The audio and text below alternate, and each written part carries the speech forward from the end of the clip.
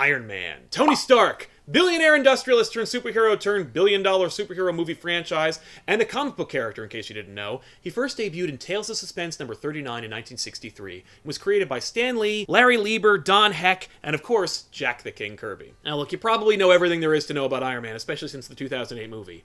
But did you know?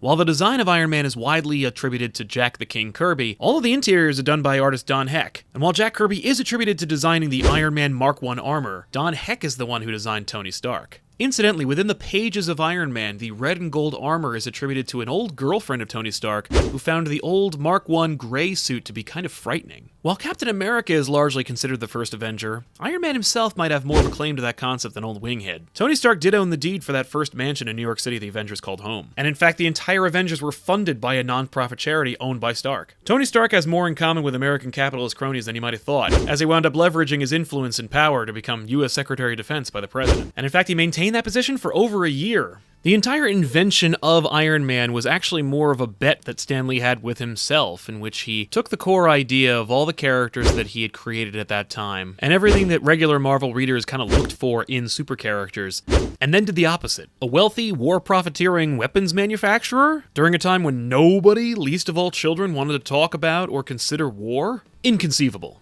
And yet, as it turns out, Tony Stark wasn't just a ladies' man within the pages of his own comic books. Stan Lee remarked that a large number of readers of Iron Man comic books were actually women. Lee believed this based on the sheer volume of female fan mail that Marvel received, directed towards Tony Stark. And finally, Tony Stark was admitted to MIT at the age of 15 and graduated at the age of 17 with a physics and engineering degree. Now everybody's going to tell you to pick up Demon in a Bottle from Iron Man number 120 to 128. It's collected in every trade. You can find it anywhere. It's undisputedly one of the greatest Iron Man stories of all time. But there are quite a few other really terrific Iron Man stories out there, including Iron Man's The Armor Wars, collected from Iron Man number 225 to 232. This one also features my favorite iteration of the Iron Man costume. I don't know what it is. I think it's the silver and the red. Just works for me. Now, of course, you can't go wrong with time travel. Iron Man Doom Quest does just that, with Iron Man and Dr. Doom going back in time to medieval England to meet up with King Arthur and fight some zombies and stuff. It is ludicrous comic book fun, and it's collected from Iron Man number 149 to 150.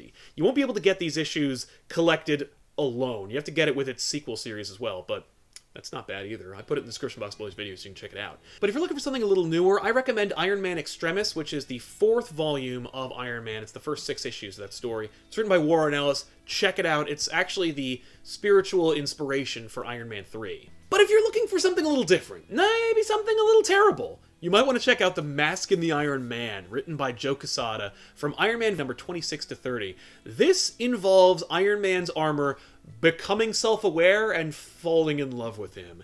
It is exactly as terrible and ridiculous as it sounds. It is collected in a volume, but if you don't have the stomach for that, you can always check out the back issues that I did on it with my 2 cohorts, Ben and Ethan. It is a riot. Check it out. So I want to thank you for hanging out with me and listening to me talk about Iron Man for a while. I really appreciate it. And I know you probably knew most of the Did You Know stuff, but I'll bet you have a friend out there that you want to get into Iron Man that didn't know most of that stuff. So this might be a handy tool to use. Anyway, we'll see you guys next time here on Comic Pop. I want to thank you for watching. I'm Sal.